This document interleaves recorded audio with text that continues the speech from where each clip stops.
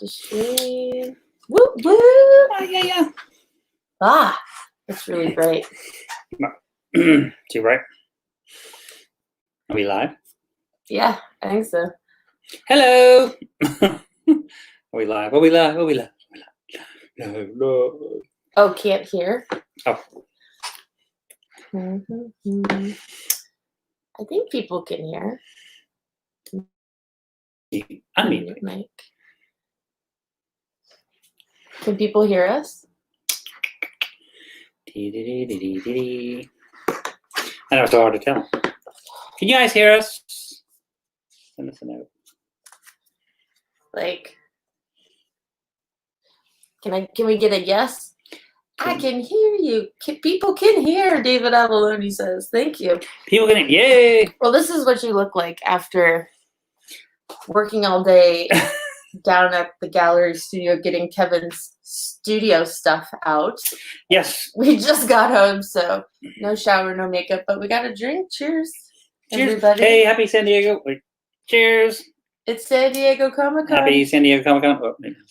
Oh, Hey, we brought this. This is one of the cool things we brought back from the gallery. Because today we went down to, because IDW is going through a lot of changes and that stuff, so we're shutting down the Kevin Eastman Studios part of the gallery space. We're bringing everything home, and we're going to be auctioning off some stuff. We'll show you some stuff we're doing. But this was one of my prized possessions that was on display down at the gallery. This is the first time Peter and I went to San Diego Comic-Con 1985, and there's actually a little spot there, the turtles on the inside front cover. So 35 years ago. So 1985 was our first trip to San Diego Comic-Con. We've not missed a year since until this year. So we're not missing it. I'm sure everyone has their badges. Forever badge. We got our 2020 at home badge. And there's the, where's the other thing? Yeah, that you put on the outside. It's going to go for the rest of the week. Yes, we'll put it on the on our door. Sad days for all of us. We wish we were seeing some of you awesome fans that came out every year to San Diego to see us. So those folks that could get tickets.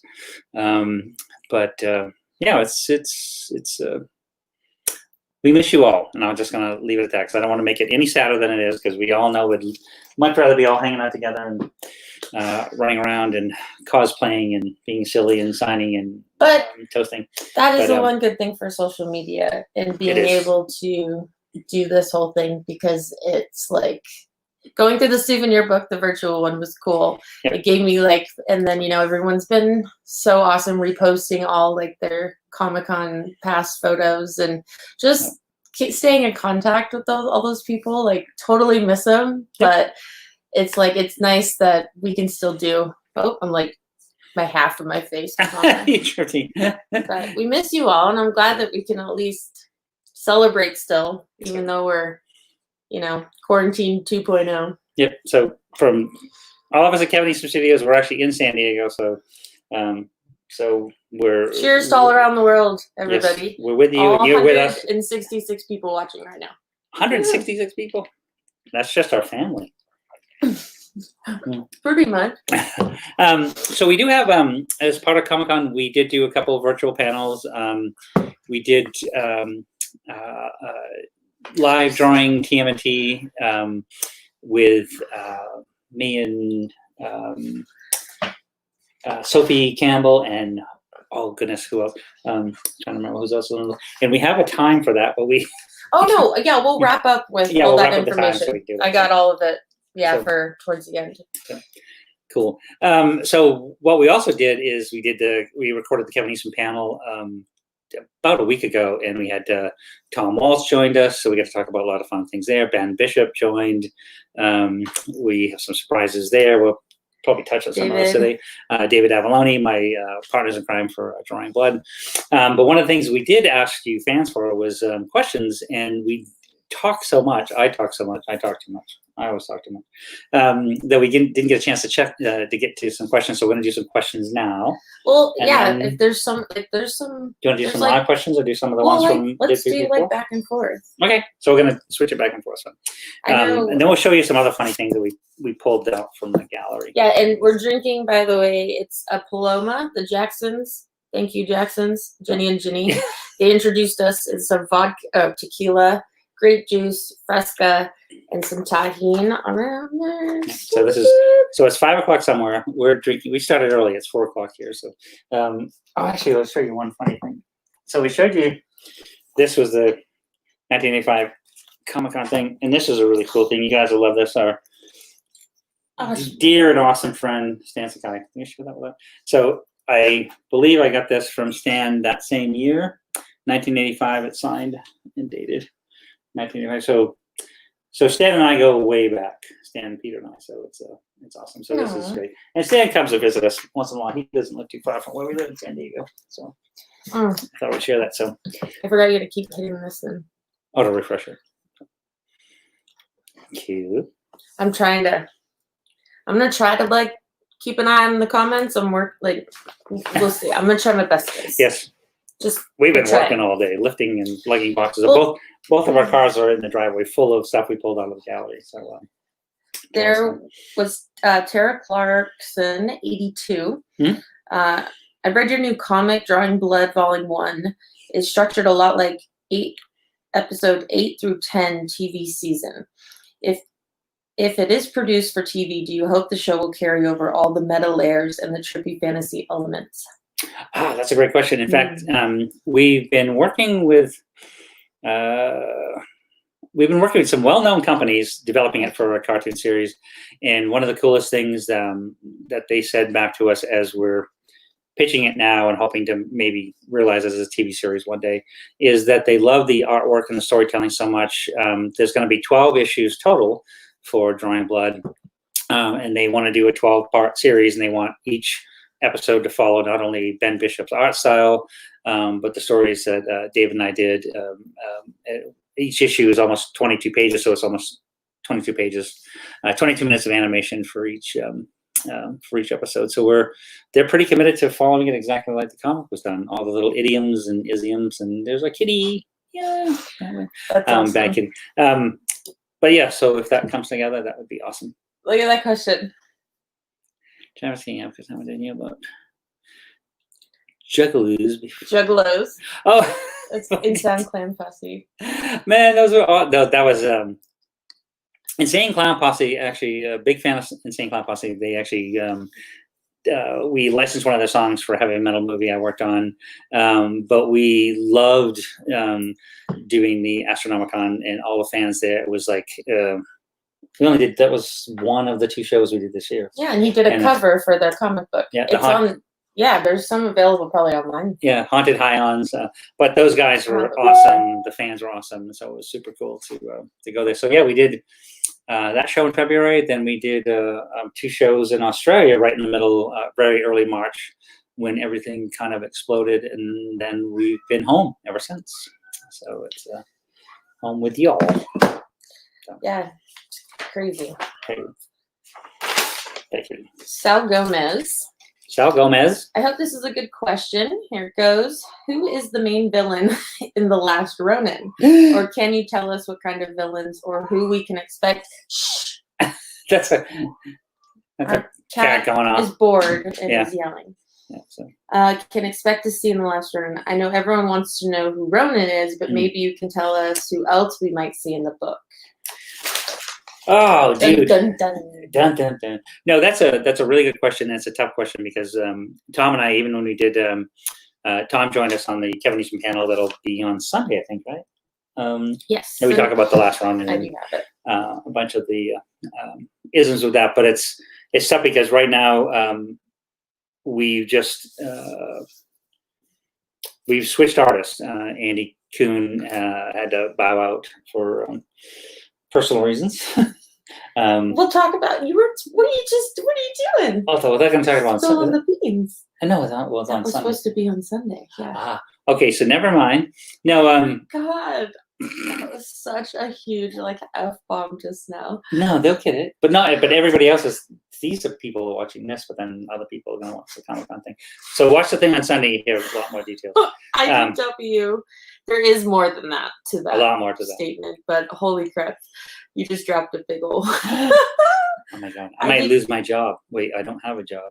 IDW panel is That's what that is with Sophie. No. Oh, the IDW draw with IDW. That is Friday the 24th at 1 p.m. Yes, you can watch it. In Chad, Sophie and Chad. Yeah, Sophie and Chad. And then the Sunday one is Kevin Eastman panels with Tom, Ben, David, and that's at 1 p.m. on Sunday. Ah, so it's 1 and 1. Yeah, and we'll post links. Yeah, go to KevinEastmanStudios.com. I'll post links for that stuff. So there are bad guys in The Last Ronin, and we don't know who The Last Ronin is, and we can't tell you anything about it until we do the first issue. So the first issue hopefully will be out. There's been a few delays. You hear more about that on Sunday. No fault of our own, but we're kind of keeping everything under wraps until the first issue ships, which hopefully should be the very first part of September. Fingers and toes crossed. We were hoping for, actually we're hoping for July. We're hoping for late August, but there's just been a few snafus. But you guys are gonna love it. It's an incredible story. Whatever you read online, whether it, if you know that it's based on an original story that Pete and I wrote in 1987. Tom Waltz and I have adapted it into 5 issues, oversized in printing size, and also it's going to be 5 40-page issues. And we'll talk more about it on Sunday as well. So I don't let everything out of the bag. Yeah. Terrible. That's always, the hard part is we're working so far ahead. So. Stanley Man 01, he asked, I'm currently studying animation and illustration at college, and I'm doing a project on comics. I was curious what your process while creating a character story. Do you doodle, mind map your ideas, or how do you decide what panels best suit a page? Thank you in advance. Big fan, Birdie. Oh, that's a good question. It's interesting. It's storytelling, whether it be comic books or animation or even movies, follow, or even a novel, if you're writing in prose, just in prose, follow a very similar pattern in that you sort of set up the idea, you set up the premise. Half the time for me, sometimes I'll have an idea of where I want the story to start, and then I'll think ahead and I'll find out where I'd like the story to end, and then it's just a matter of making the journey to get there as interesting as possible. So it's sort of fleshing out the characters once you built the arc that you want to tell, create the dynamic of what the relationship is between the good guys, what the relationship is between the bad guys, what the adversarial thing, you have to, make it mean something and mean something deep if you can, because I always say that it takes a really amazing good guy to beat a really bad guy. So if your bad guy is really bad, so it sort of makes your hero kind of the underdog. And I've always been fond of movies that take a character, say like a Sarah Connor or Lieutenant Ripley, or one of those kind of characters that's a complete underdog out of their element, and they rise to that heroic role and do that. So, and then, yeah, as far as,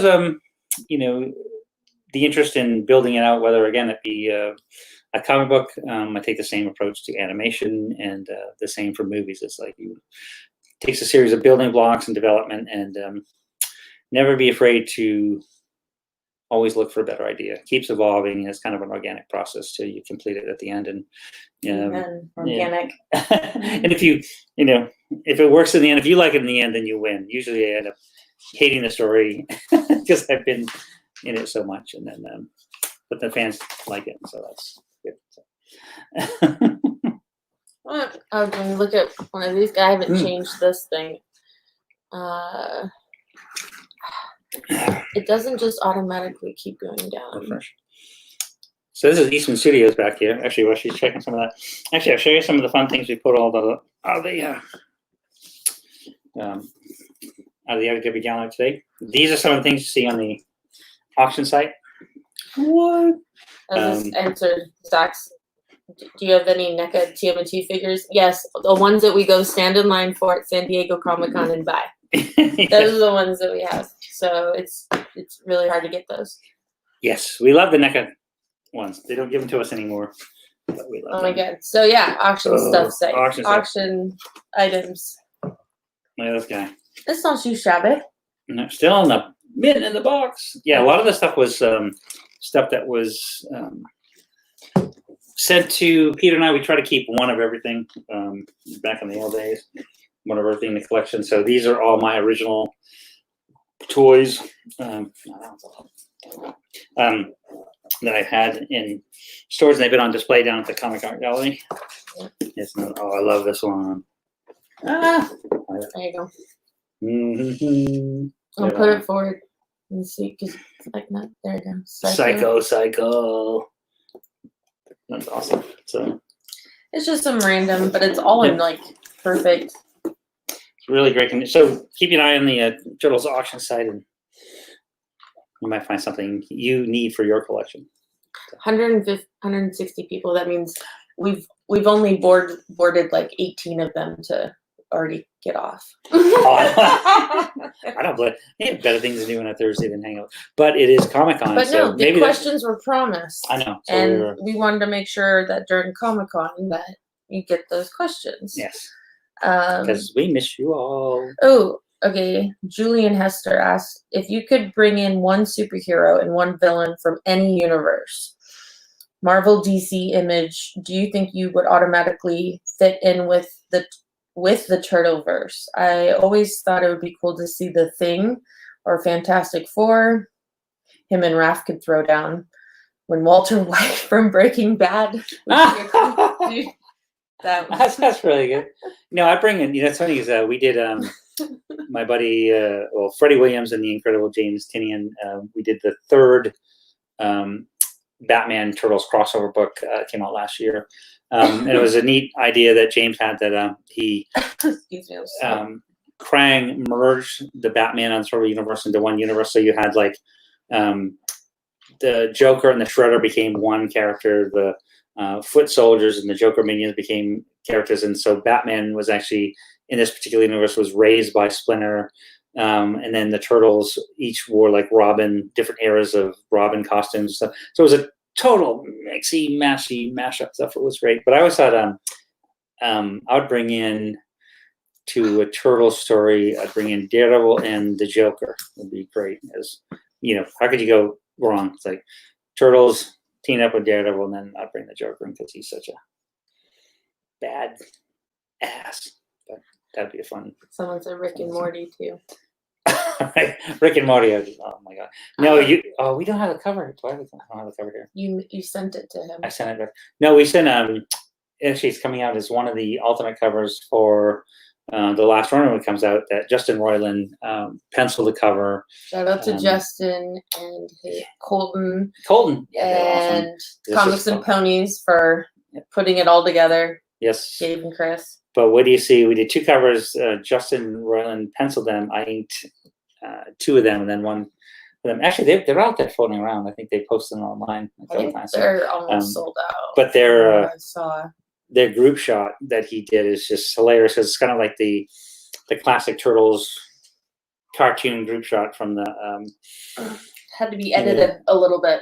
But that was the best time I had in a while because it was like his style is so different from mine. It's so raw and organic, and so I had a great time inking it. You guys are gonna dig it. I think it's gonna be our next tour shirt next year. We're gonna do Totally Twisted Turtles or. You're like dropping all kinds of cool little bleeps. Well, that's during not a Comic-Con right now. Well, see this shirt. This was our tour shirt this year.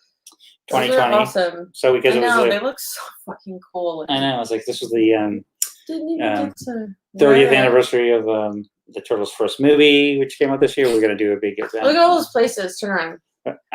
Look at all those places. We got to hear. With the first two. So right? Lexington, Bangor, Comic-Con. Let's see Thessaloniki Grace Comic-Con, Washington, Garden State, Denver, San Diego right now, Bell County, Wizard World, Chicago. We were gonna jump back into Wizard World, New York Comic-Con, Comic-Con Africa, and Rhode Island.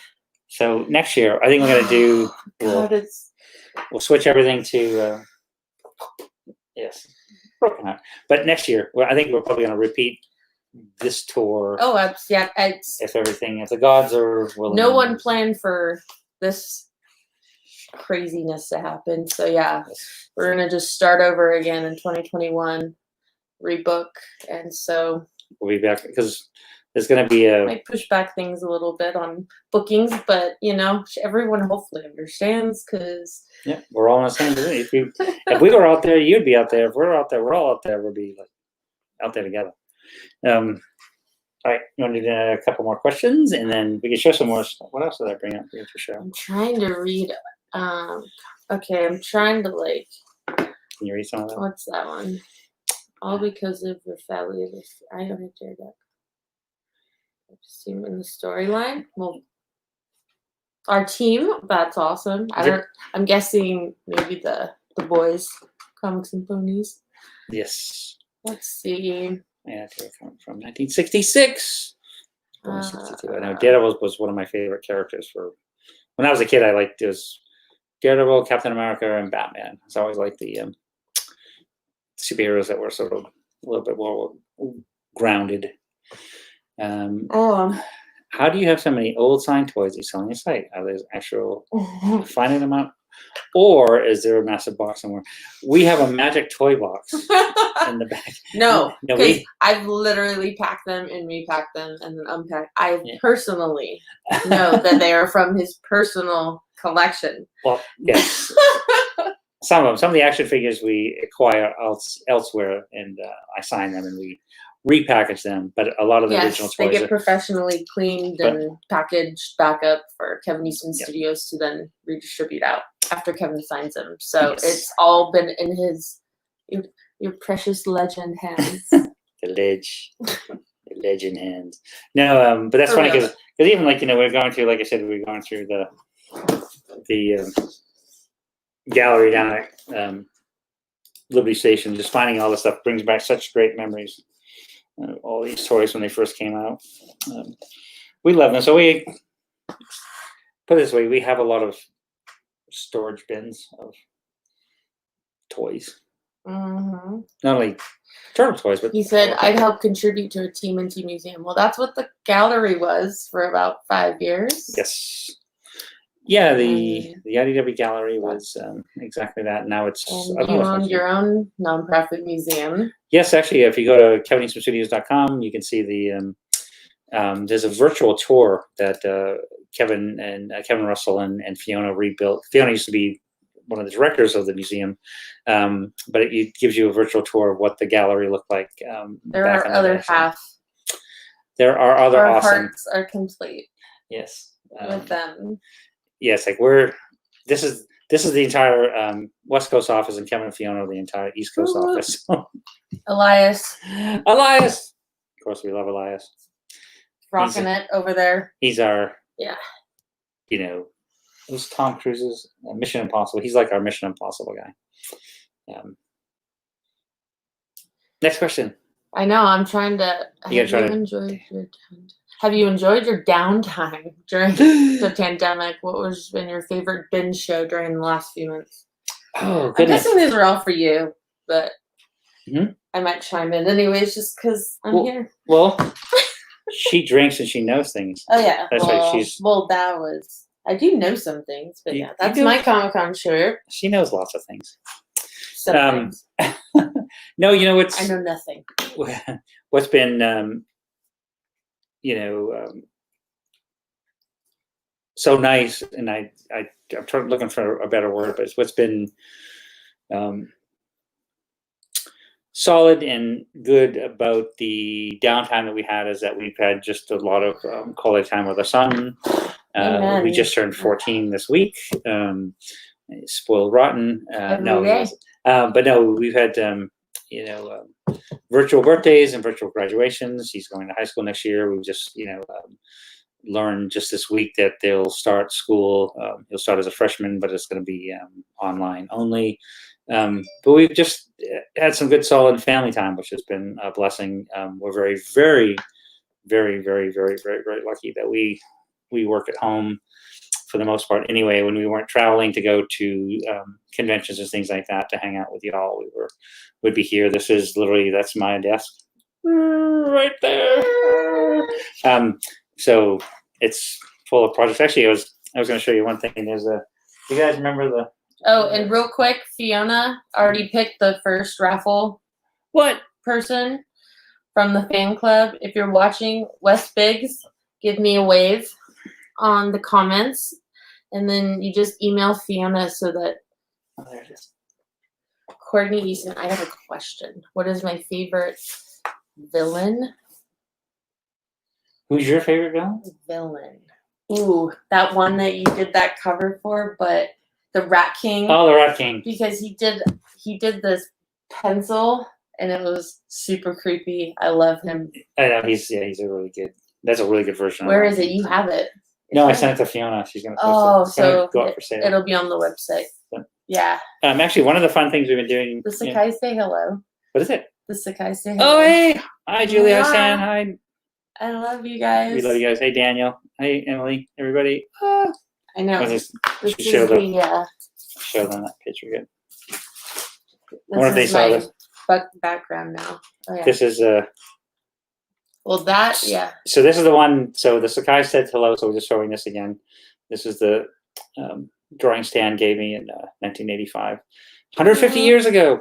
And then they drew us this adorable for character wedding for our wedding anniversary. So I turned into my background photo for Facebook. Oh, that's cool. So, yeah. Right.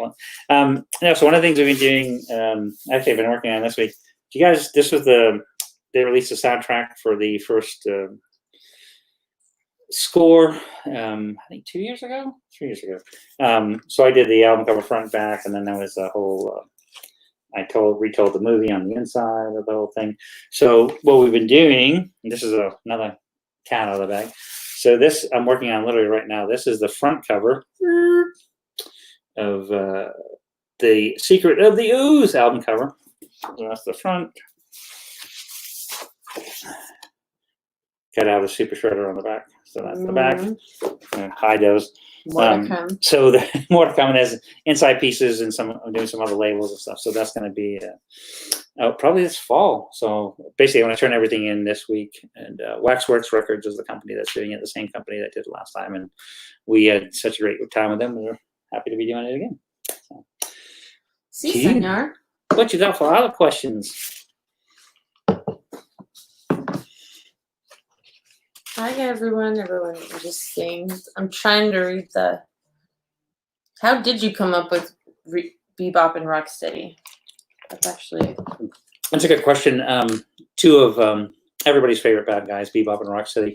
Bebop and Rocksteady were actually created, and they were called something different at the time, but they were created for the role-playing game we did with publisher named Kevin Sembieta, who owned Palladium Books, who did all the role-playing games, starting with the first one in 1986. So we created a lot of those characters, some of the mutant characters that made their way into the cartoon shows and even back into the comic books were all created as villains that you could role-play against in the role-playing game. So, but yeah, they came out of the original Turtle universe and became such an important part of the family. What did Wes win? Oh yeah, one of these T-shirts. Oh, did he win these? Yeah, one of these? They're awesome. Yes. I think they're like, and they're kind of going to be like rare because not only 20% of it happens, so it's kind of like a whole scratch here. Well, it's like because not only it's like you see the XXX, which is kind of funny. It's 30, so it's the 30th anniversary. So 1990 to 2020 is the 30th anniversary of the movie. So that's when I did this original drawing of that infamous turtles coming out of the sewer from the first movie poster. So this is our commemorative shirt for this year for that awesome first movie. And of course our tour shirt, which it'll be rare because we never went to any of the places. Well, I went 3 of the places. Random question. That was that actually, which he's never asked before. How did you two meet? We'll keep it simple and we'll say in his mother's kitchen. That's how we met. No, it's farmersonly.com. That and then in his mom's kitchen. That's what her dad likes it when I say farmersonly.com is what we meant. So, but we met in my mom's kitchen. All right, so here we go. Hi, Thad. Nice to see you. He has our artwork, our abstract artwork, hanging in his house. Oh, awesome! Yeah, oh, cool. Yes, we're gonna do some more of those. Some more charity things for guys. Have a drink. You haven't had one yet. I have. I've had several. No, I mean I've had several sips. Yeah. Oh, she wants me to have a sip. Peter, they're joined for a variant. Don't think so. I just Christmas only. What's the coolest thing? You're gonna make you stop and say, "Wow, that's awesome." I don't think Peter. I don't think Peter would join for a variant. He's just kind of pretty much retired. He's sort of, happy that Last Ronin's going to be friends and family in out the there East Coast. Stuff, so yeah. But we love Peter. He's awesome. We love. Aw, to the whole family. Hello. David never heard of the farmersonly.com. Yeah, I think it's, I never know what's going to come out of my mouth sometimes, and I think my parents really loved that one. Yeah, my dad laughed for about 5 minutes. Yeah, I think we were at some family gathering, and some relative had said, "So how did you guys meet?" And I said, farmersonly.com, and they were like, "What?" So. Hey, David. Animation. Oh, he's my Drawing Blood co-creator. You awesome already partner. answered that. Insanely awesome writer. What time is it? How long? Let's see, 4:30. Oh wait, we still got 6 hours to go. We have another raffle winner. No, we have we have one. George O'Grady, say hello. I'm assuming that Wes said hello because I missed it, but he'll email Fiona. If George O'Grady give a shout out to Fiona will track him. Yeah.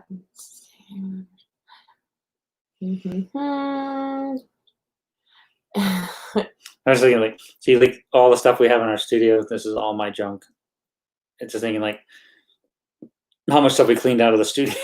Studio down at IDW. Jamin said that that Jennifer loves her abstract piece too. Awesome. That was the two that we. Yep. Jamin and Jamin. Yeah, those were. Yeah, we just threw them out there for like 24 hours. Just for fun, and I really wanted them to go to like good homes, so it was awesome.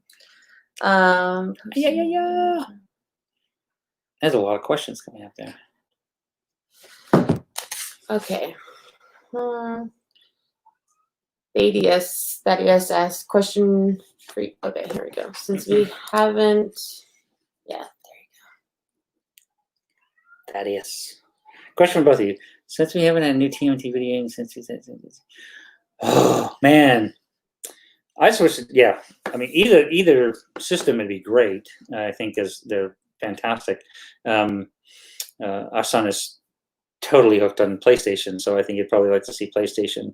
But no, it's. I think they're probably trying to figure out which universe to set it in, because I know that you probably all heard the news about Seth Rogen's working on a new Turtle animated concept, and there has been some questions on that. Yeah, and we've been, after Tom and I finished Tom Waltz and I finished wrapped up issue 100. And I say Tom and I, meaning that Tom wrote everything, and then I take a lot of credit for what he did.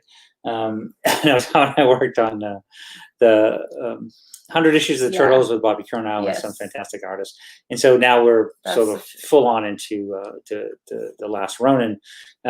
We keep thinking, like, man, I would set the next video game in the IDW Turtle universe, and I know they kind of did that with the last one. But I think it's long overdue for a game that really works and that takes it to a whole other level. So I think they're just trying to find the right company and the right matchup for that. So could you give a shout out to my daughter Maddie? Shout out Maddie! What's up? Say Ice Cream Kitty. She's 11.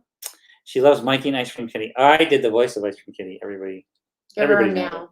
Meow. Meow. Meow. I was one of the highlights of my career. I got to do the voice of Ice Cream Kitty, and I love Ice Cream Kitty. And they should do like a full-on feature film with Michelangelo and Ice Cream Kitty, but they won't. But you know what? Actually, we were hoping for is they would do an Ice Cream Kitty plush toy, like a stuffed toy of Ice Cream Kitty. I'd like that. One day. Would you rather eat horse manure over TMNT, those pies? Oh, that's a good Hostess pie. Oh my gosh. Would you rather?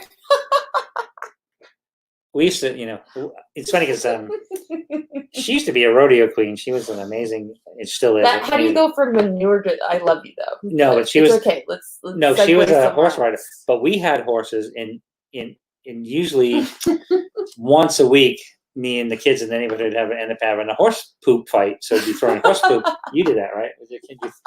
It's just hay. It's just hay. It's like they dry and they hit you and they explode right. until somebody starts picking up wet ones, and it's a whole other ballgame. But we grew up in Maine, so we were very bored. But it's a tough call because I've eaten one of those Hostess pies. See. The ones that had the green filling with the green frosting. That's and really I bring that up. It's funny. That's one of the things that fans ask, what's the weirdest turtle item ever? And I always bring up one of those Hostess pies because they were, some people loved it. I did not. So. Fetch Gambit Fetch. I hope I can say that right. But said if you had to pick one Jack Kirby panel, what would it be? If I had to pick one Jack Kirby panel? Yeah. What would it be? And then she asked about a TMNT pizza company, but that's not our. That would be cool. But. That'd be cool. We should do like. But what's one of your favorite Jack Kirby stories? It's hard to pick. If you have a specific panel, that's pretty. Well, anything. It's funny is we were going through some of my old comic collection in the garage, and I've got all these Jack Kirby. When he was at DC Comics for a while, and he came back to Marvel. And started working on Captain America again. And it's just funny, that this big sort of splash that says, still only 25 cents. And Shane looked at it and goes, what? 25 cents? Because, comics are like $4 a piece now. But I'd say pretty much Jack Kirby for me was, I followed him his whole career, but I really loved Commandy. So it was like pretty much any Commandy issue, just about any panel in any of those issues. You're working on. Yeah. Dun dun dun. What's that? Commandy. Oh, I worked. Yeah, I did a Commandy story with Freddie. That was awesome. Oh, I thought there was something else too. No. Oh wait. No, it's something we want. Yeah. I keep pitching IDW and DC. I want to do a Turtles Commandy crossover because Peter and I did the Donatello one shot that had a character named Kirby in there, and so I found that as an opening to go into taking the Turtles full on into the Commandy universe as a crossover idea. But one day maybe, but not now. And yeah. You can have.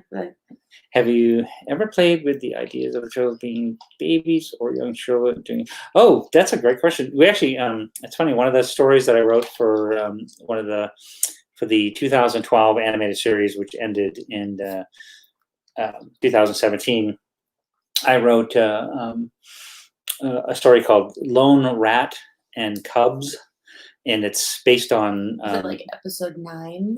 Was it 9? I think 9 or 10. 9. Lone Rat and Cubs. Lone Rat and Cubs. Awesome. But it was really fun because when I was talking with Ciro Neely, who's the genius behind that series, and I love that series. The 2012 series is one of my favorites, all-time favorites.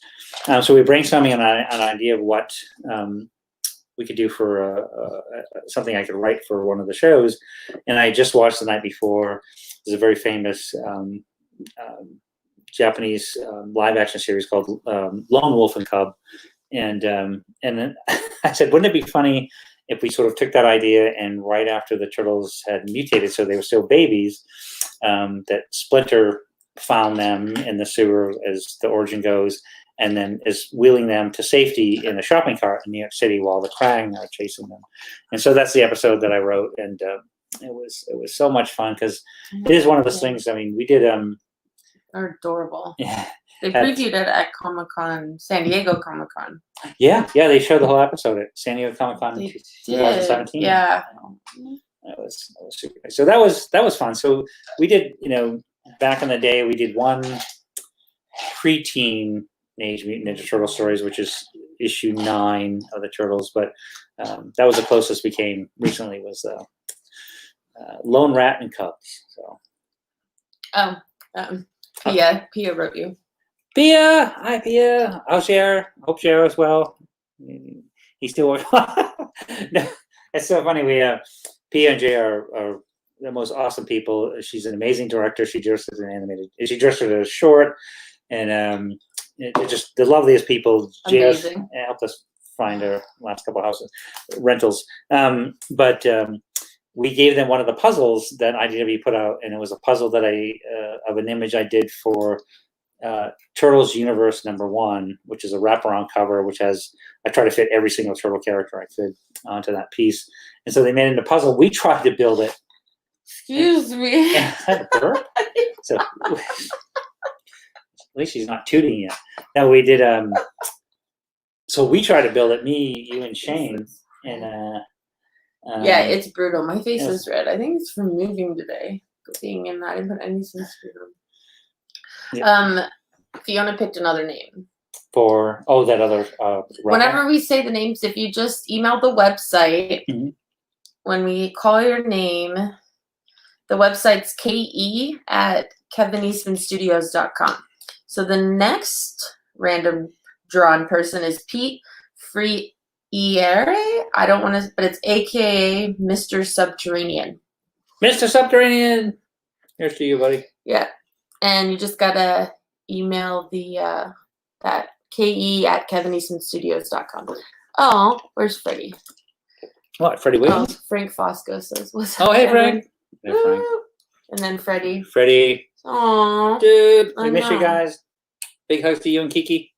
So sad. Hope you guys are doing good. We miss you all. Aww. We miss everybody being out there. Freddie. I know. It's like we always get to see you.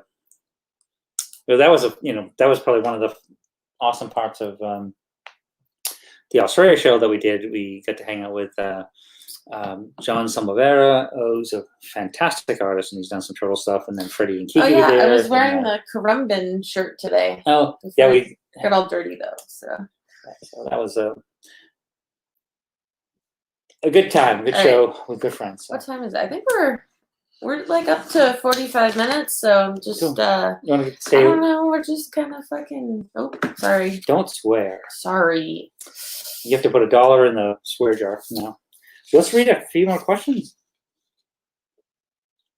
Oh, I'm gonna. Happy birthday, Frank Fosco. Is it birthday? That's what I heard. I don't know. Frank Fosco? If it is, happy birthday. Freddie Williams and I have the same birthday, by the way. That means we're it's my birthday weekend. Brothers at birth. Jackie said, met you in Australia. It was my birthday weekend, Cowabunga. Australia was fun. That was so much fun. What's your favorite item you ever signed? Favorite?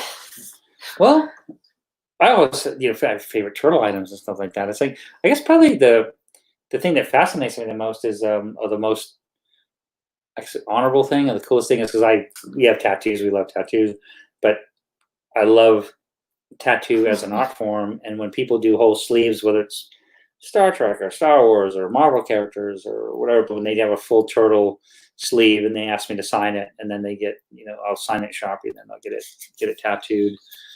My signature tattooed on them is just like such an absolutely epic compliment in every way, shape, and form. I love it.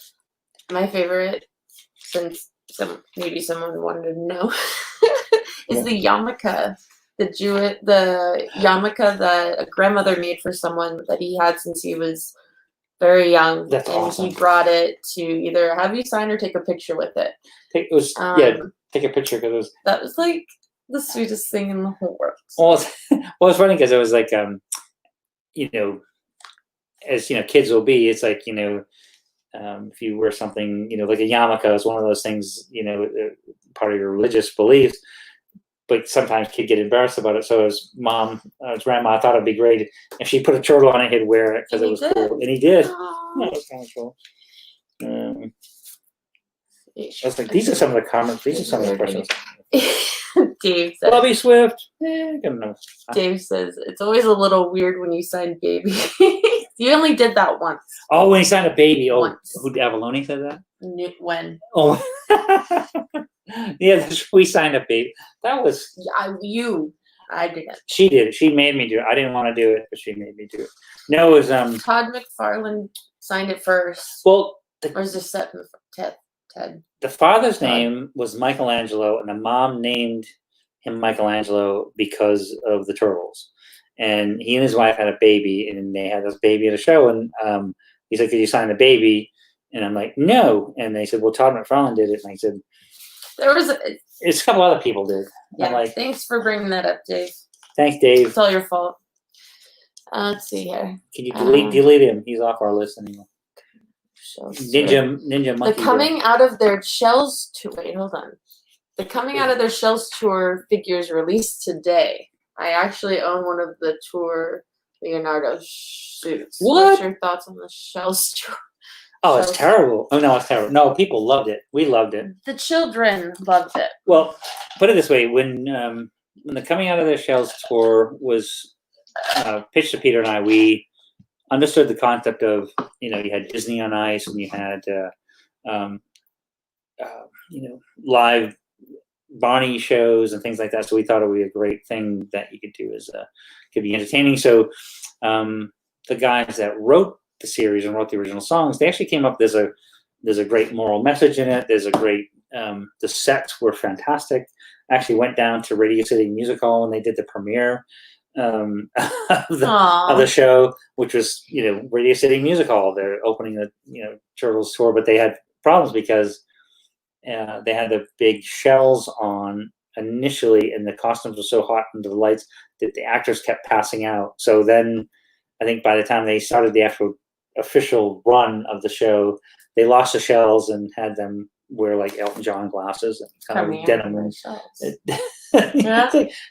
But I've had a lot of fans over the years say that they loved it and they saw it when they were kids. And I apologize to the parents that had to sit through it with their kids. And thank you for all your love and support. Is that the one that just said that I'm love drunk right now? Which I heard that's an interesting love drunk. I haven't heard that term before. It says you just need a refill.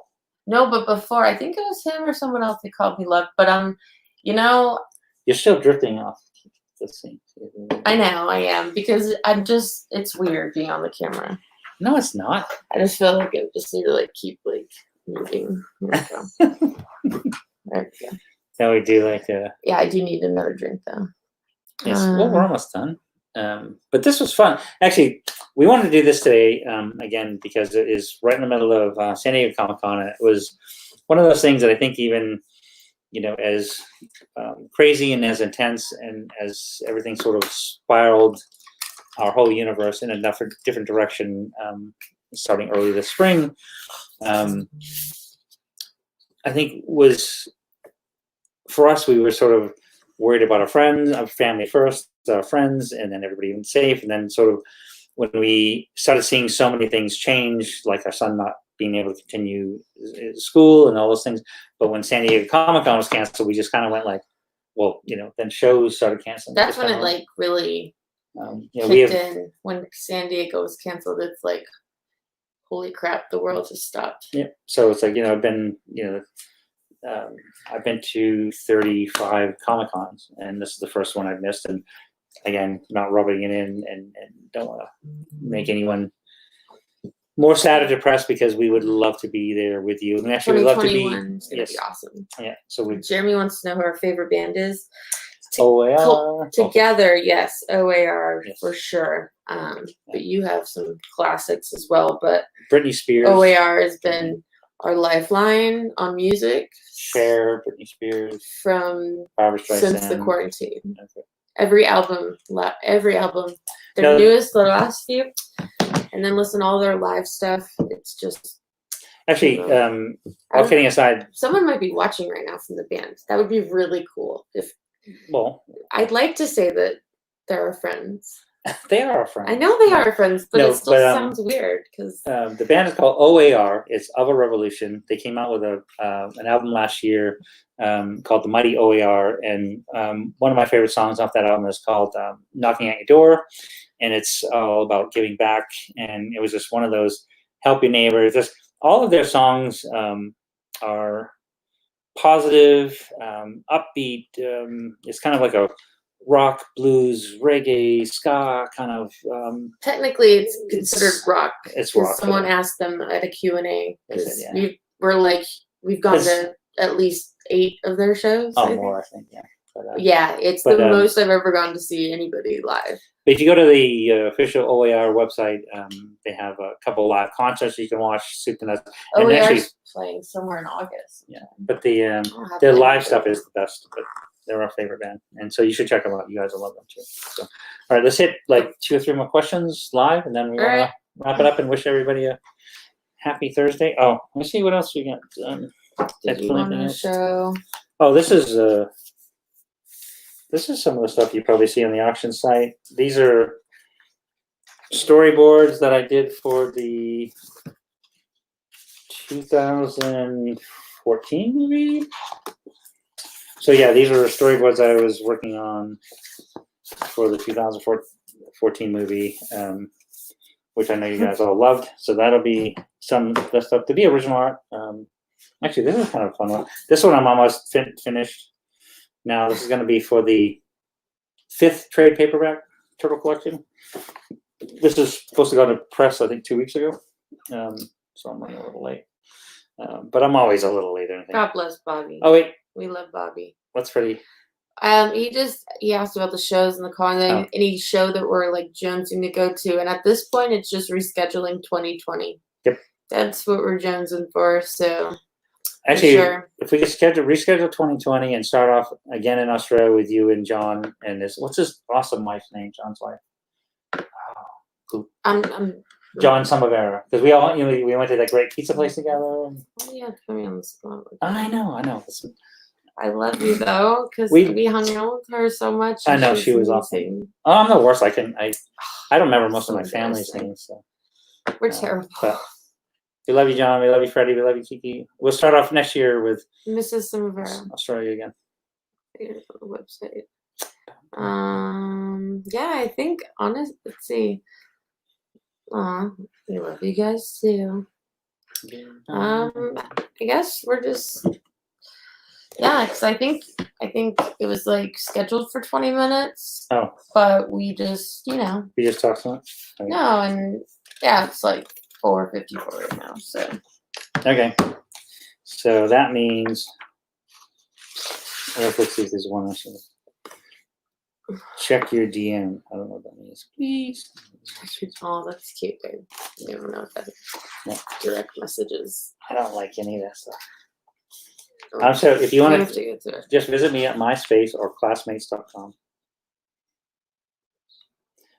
What was your first ever published art? That's been too long. Oh, hey. What are you drawing? Andrea wanted to know after we do this. Well, after we do the live stream, what are we going to do? So is there something you were going to literally start working on? No, I have to. Let me see. Last Ronin. I'm going back to Last Ronin pages. But no, I'm finishing up the Turtle Secret of the Ooze album cover, front cover, back cover, and inside probably tonight. And then back to Last Ronin because that's kind of my jam until like the next year. So do that. Who's your favorite turtle? Who's your favorite turtle? Had someone asked. Mikey's on there, number 1. Mikey. No, I think I say that the long version of the answer, which I always give, is love all of the turtles equally. They're all my children. I co-parent with Peter Laird, and people ask then if you had to pick a favorite out of all of them, like if you had to choose one, I would say to use in the story. Yeah, I go to Michelangelo because he was the firstborn, and that's him right there. All right, last question. Last question, and then we're signing up. Well, maybe I don't know. Oh, wait, that was an ex. But Hefe asked, "Have you ever spoken to Frank Miller?" No, every time I see him, he hits me. He's really angry. We had dinner with him. He's mad at me. He goes like, no. After New York Comic Con, that was the coolest ever. Him, Robert Rodriguez, Dark Horse guy. Yeah. No, Frank has been lifelong inspiration, and I've had the good fortune to meet him a few times, and we did have dinner with him and some friends once, and that was a highlight. He's doing much better. Yeah, he's doing fantastic. He's back to all things Frank, and hope he continues to create and do awesome stuff. But okay, before you answer that one, someone asked me what's my favorite story. Well, I'm Who's your favorite biased because I like the annual that you did with Renette in it, and then I also like the story you did for Nickelodeon where I was voicing April. But your favorite story you've ever told, as far as I'm guessing Turtles go, I think it's going to be The Last Ronin. Can I just say that? Am I correct? Yep. All right. Now, The Last Ronin is a very important and special story, and you'll hear lots more about it once you actually get into the story that Tom and I are telling with it, is because it is based on completely on a story that Peter and I wrote in 1987. It's a 15 page thing that has a beginning, middle, and end, and so this is what Tom and I have based this story that we're doing The Last Ronin on, and it's pretty epic. Big updates on Sunday at, I had it. 1 o'clock. What is it? 1 o'clock? Yeah. Sunday at 1 o'clock. Tune in. It's going to be awesome. There might be some more questions after that one, but then we'll Monday morning, we'll see. Yeah. But yeah, we're going to try to do these, some of these Facebook Live Q&As a little bit more often, but I know we are just waiting on, and it's actually my fault. I was supposed to schedule it by now, is the next Watch TMNT with me is going to be with Kevin Monroe, who is the writer-director of the 2007 Turtle movie. We're going to do a Watch TMNT. Kevin's going to join us, and that'll be scheduled probably within the next 2 weeks, if not sooner. And then it's just a matter of, Kevin's been available, and we've been just like, whoa. It's all his fault. Yeah, it's all my, but we've been working on some other stuff. So with that, I think we're going to... Wait. The horror one, which, he does love horror. That's for sure. I love horror. This is a funny one. Would you rather fight a Tom Waltz-sized turtle or 100 turtle-sized Tom Waltzes? Neither. He's a tough guy. He's like an army guy. He's got like muscles on muscles. Our faces look so red in this. I think it's just the light. We're not like that sunburn. I wear 100 SPF, but I'm not wearing makeup either. So me either. Neither are you. We need to have our glam squad come over next time. All right, no, kids. we don't. Well, we can do this again if if people actually like listening to us ramble on. We're like Kelly Ripa and Ryan Seacrest. Oh yeah, boom. No, Mark Consuelos and Kelly Ripa, because they've been doing it since they've been he's been guest hosting. As long as you didn't say Regis and Kelly. No. Mark and Kelly have been doing a good job when they No, Regis is the old guy. I know. But Mark Consuelos is her husband. I know. It would be like Mark Consuelos and Kelly Ripa. Anyway, we'd like to come hang out with you guys again if you allow us back into your living room. All that good stuff. Well, you guys have a good Comic-Con. Watch. There's a lot of good content on Comic-Con this year. Yes. And a lot of cool panels, and it's cool that everyone gets to see it. And we'll be doing the same thing, thinking of everyone, and we love you guys. I miss everyone from the shows. Get to say hi to everybody at the booth. Yes. So awesome. So thank you very much, Cowabunga. Happy Comic-Con. Like Courtney said, join in the virtual Comic-Con. We do miss you. We're going to see you all there in 2021. Yes, we'll post all of the art all the stuff that you saw that we showed you is going to be on the website soon. And then there's more stuff, all stuff's going to be on the auction site too. Yes, so KevinEastmanStudios.com, and then you can check out the auction site and some new stuff. So, thanks for hanging out with us today. We appreciate it. And cheers. We miss you. I'm out of a drink, but yes. Cheers. Cheers. All right. Whoa. Adios, muchachos and muchachas. Woo. Ledge.